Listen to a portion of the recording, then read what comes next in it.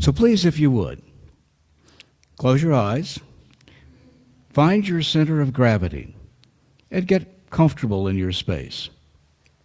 Breathe in, and pause, and breathe out. I want you to think about the spoken and unspoken promises you've made in your life. And these are the ones that are most important to you. Maybe it's the promise you've made to be in relationship with someone.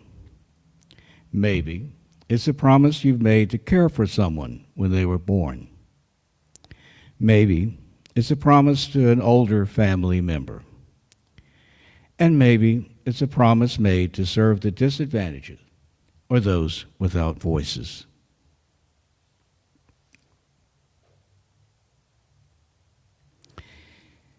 Think of those promises you have made that, if you were not to keep them, would significantly change who you are as a person. Breathe in and breathe out. Now, see if for any of those promises there is someone who has joined you or who has made a parallel promise, a promise which, if they were not to keep it, would significantly change how they see themselves. Hold on to that promise you share together. Again, it could be a commitment to work together for a cause, to remain in relationship, no matter how difficult or distant it gets. Breathe in and breathe out. Hold that thought for just a moment.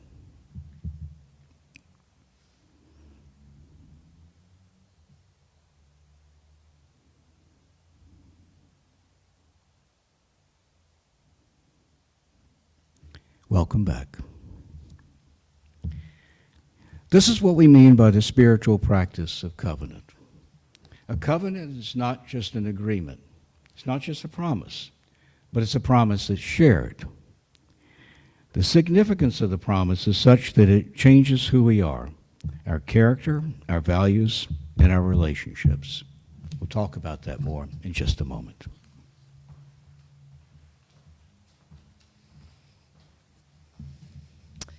We invite you now to give generously to support the work of this community. Pledge donations support the staff and operation of the fellowship's facilities. Cash donations support special projects. I think there are envelopes around somewhere that you can put in so that you can we can track your donation to your pledge. Your financial support and participation are greatly appreciated. So is your presence and your time. If now is not a good time for you to donate, we understand. And if you're a first-time visitor, we think you should come back often, and then you should start giving us lots of money then. But don't worry about it the first time you come.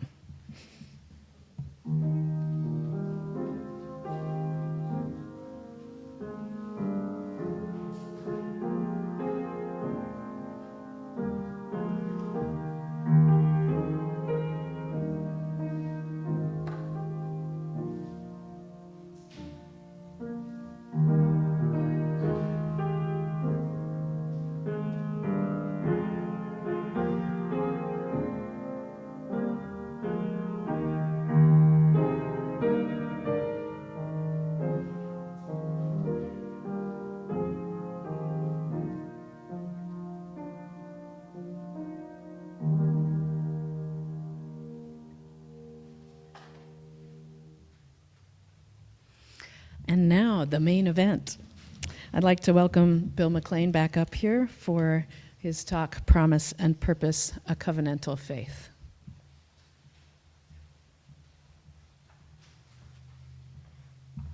For the record, I've never been introduced as the main event. So now I don't know quite what to do. So we'll just work it out. But you guys know, if you've suffered through me before, you know I like old stories, right? Well, this was not quite as old as the last one, which was about 900 BC. But this was when I was a theology student at Southern Methodist University, not quite that long ago. Now, back in the day, there was an idea that you could place out of a course. I don't know if it's within your curriculum or not, but the idea was that if you either knew the material or you bored to tears with the material or something like that, you could study all the stuff, and then you could take a big wonker exam, right? If you passed the exam, you got your credit, and they took your money. Or if you didn't pass the exam, you got to recycle, what have you. So I had one of those courses, and it was the history of American Christianity. Did I do that with the right vibrato? Okay, good. So I could not imagine anything more boring. You guys think that you've got it bad with me, 20 minutes today. This is 250 years of sermons in America.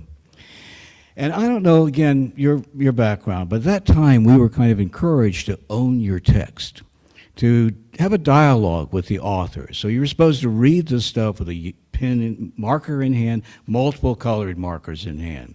Highlight stuff that was important to you. Then you have a pencil there, a pen there, and to write comments in the margins like, good point.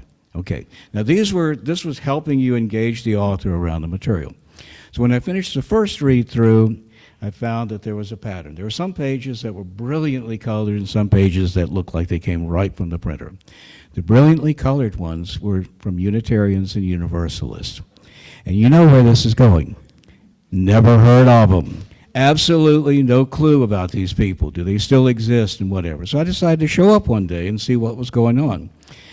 And so I walked in and I was warmly greeted and everybody was happy to see me, which further convinced me that it was a cult.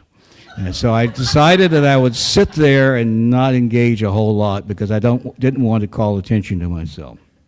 Well, anyway. And then this sermon kicked in, and it was kind of cool, actually. To focus on purpose, focus on belonging, personal growth, focus on doing good in the world, of being here, now, in the world. Music was pretty good, too, so it's all right. But the clincher was that after the service, everybody kind of rose up, and instead of going to the local eateries, they all disappeared into an inner courtyard and started swilling coffee. So I would say they were drinking coffee. That's not the word. It's swilling or drinking or guzzling or whatever else. But anyway, large quantities of coffee, large dialogue. And I knew then I had found my people. So what was that moment you found your people? Or are you still looking for your people? So for those of us in this room or in Zoom, we might collectively have a couple of responses to knowing if you found your people or not. Many of us are here because we're passionate about making a positive difference in the world. This is the place where we can be part of something bigger than ourselves, to give back, to bring about social change. Still others are here because of a sense of belonging, to be part of a place that is welcoming and inclusive of people from all walks of life, identities and backgrounds. It can also be a place to raise children, in a community of compassion, to bring about the next generation and expose people we love to the goodness of life. And for still others, being here is a way of becoming our best selves, is to become supported in our personal and spiritual growth in a non-dogmatic and open-minded environment. So as they say in the airline industry, we know you have a choice in flying, right? There are a lot of places you could choose to make this investment of your most precious resource, your time. And it's not like we have a market cornered for places to do good work. There are a lot of places like that. You're probably part of those organizations even as you're here. So why are you here? What's special about this place? And what does that mean to be here? So, as you know, many faith perspectives, but not all, many faith perspectives have a creed that's easily recognizable and identifiable. Now, for example, many traditional Christian traditions have a creed. It's something like maybe one of the forms of what's called the Apostles' Creed that many of us are familiar with. I believe in God the Father Almighty, maker of heaven and earth, and goes on from there. By contrast, Buddhists, Quakers, practitioners of Shintoism, Taoists, earth-centered religions, and Unitarian Universalists do not have a creed. Now, fess up, folks. I know I've sometimes wished for a creed, right? It's that snappy answer to, what do you guys believe anyway? something with sizzle to it that kind of ropes them in and makes them wish they were part of the organization. And some of us might be tempted to say, well, it really doesn't matter what you believe here. And not only is that not correct, but it's not helpful either. So instead of a creed, what we've done is we've defined ourselves as a covenantal faith community. Now, as you probably know, covenant's a legal term. So when the Pharaoh entered into a relationship with a neighboring city, state, or country, or whatever else, it was a covenant. Basically said how those two countries would exist together. That term was known to the ancient Israelites. And what they did was appropriated that term to describe their special relationship with Yahweh, a relationship based upon promises between a people and their God. And we inherited this term. And hold on, folks. We inherited this term from the Puritans. Yes, those dour people with the belt buckles on their hats, right? And for them, the covenantal relationship was key to establishing their religious beliefs, establishing their identity, and maintaining their community. Now, we inherited this tradition, though, with an important twist. For us, covenantal relationship is not vertical to a divine being. It's horizontal. That's key. Our covenant extends across the people in this congregation and beyond. What holds us together, then, is not a statement of right belief, but a set of promises that we make to one another. It's a natural tension here. On the one hand, we strive, we demand the individual exploration and action, responsibility for such. But on the other hand, we know that coming together in community provides support and impact. Okay, there's the cue. You have no idea how carefully choreographed this is. Wait till you see the dance at the end. Okay, it's going to be great. It's going to be great. So each week we remind ourselves of our promises to one another through our covenant. Now let's bring it forward into the talk here. Join me if we would, even though we've just done this, recite the covenant again, which is on your screen and on our front wall. Pay attention to the words, if you would. Love is our doctrine, the quest for truth our sacrament, and service our prayer, to dwell in harmony with all life, at peace with one another, seeking knowledge and freedom, serving humankind in friendship. This is our covenant. Awesome. Thank you. We worked on that for hours beforehand. That's so good. Okay. That's a tough promise, no? If you think about it, let the words roll over you and really consider what it takes to fulfill that promise. It's tough. So we don't come here to affirm a set of beliefs that are handed down to us. What holds us together are the promises we make to one another. It's the promises that despite our many differences, backgrounds, experiences, we affirm to work together to create a community of peace, fellowship, and spirituality. It's not the hard work of the board, our remarkably able administrator, the program committee, or any other group. It's not the work of our service leaders, musicians, or those volunteers and professionals bringing these riveting talks. It's not the hard work of the many, many people who volunteer their time and effort to keep this place running and to bring our presence into the community.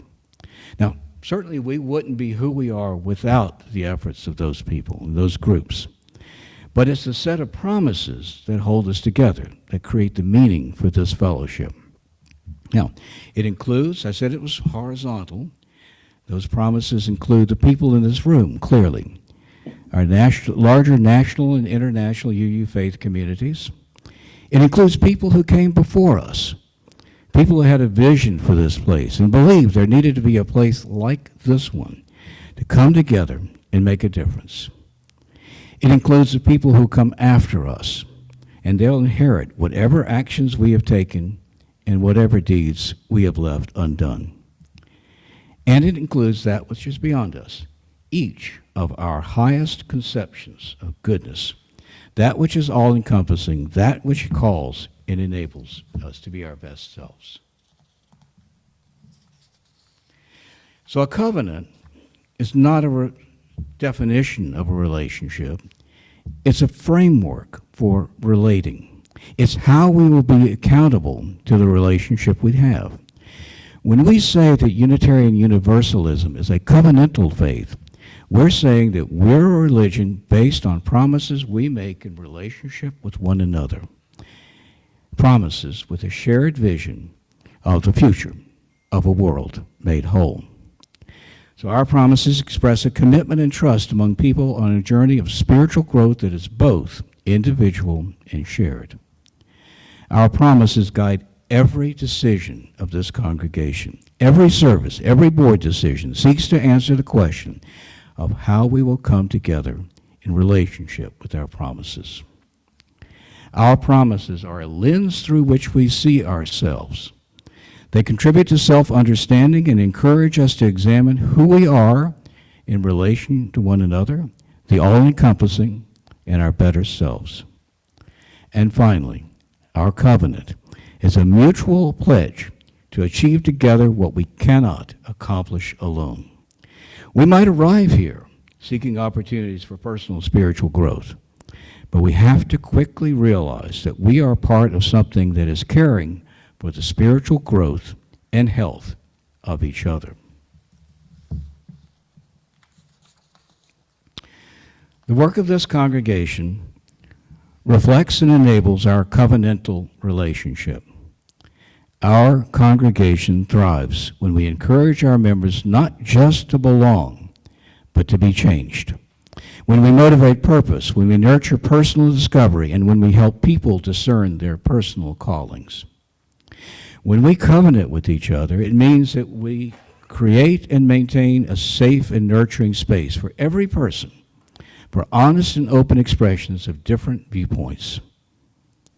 It means that we grow our interpersonal skills to live in right relation with one another, especially when we disagree or disappoint. It means that we just can't say we're tolerant, but that we challenge ourselves to live up to genuine inclusion. And it means that when we're committed to certain things like protecting our planet, we can't claim that there's only one right way. And it means that when we disagree about the definition of God or salvation or some theological notion, we stay in the conversation and we stay connected by our common principles. Our fellowship is an institution that is uniquely designed to help us keep our promises to one another. When discussions are difficult and actions are painful, we stay. We stay, we seek to understand, we preserve our differences, and we work our way through those differences. Now, being in covenant changes each of us. Our character, our values, our relationships. Think of it as you would. Go back to the guided meditation. Think of the times you made a big promise that was shared with someone. Think of how it changed you and how it changed others. You see, our covenant aims to transform not only us, but the world. Our covenantal relationship reminds us that we're part of something important that extends beyond us. How that expresses itself is up to every person in this room to answer for themselves. That said, there's a couple of things we can do. First of all, I think we can express gratitude. I think it's worth reminding ourselves of what we have here. It's really very, very special and rare to be part of a group that is committed to these kinds of transformational goals. I think we can nurture this community. We can take the time and effort to form deep and meaningful relationships with others who are also part of this covenant. We can build the community we seek. That network of like-minded and compassionate people for solace, celebration, and strength. We can reflect. Living into big promises like this requires a certain level of attention. To understand the implications of our covenantal promises, we have to reflect on the many, many decisions that we make over the course of each day. And finally, we can grow. We can hold ourselves to be accountable to others who are part of our covenant. We can grow in our ability to keep our promises. We'll fall short, and others will fall short, but we can grow in our ability to uphold these critical promises. By way of recap and as preface to your comments and better insights, when we say that Unitarian Universalism is a covenantal faith, we're saying that we are a religion based on promises we make in relationship with one another. Our covenant is how we will be accountable for that relationship which we have. We don't come here to affirm a set of beliefs handed down to us. Instead, we join together in a mutual endeavor to live into promises with a shared vision of the future of a world made whole. And each week we remind ourselves of the promises we to one another through our covenant. They're tough promises, and we'll fall short, but we and the world will be better for our promises. We practice covenant, not just as an idea or a procedure, but as a way of being in the world, creating safe and nurturing spaces, challenging ourselves, and staying in conversations about important things. All of this while we stay connected by our common principles. We'll be changed by our covenant, you and I, our character, our values, our relationships. Our covenant seeks to transform the world. It starts with us.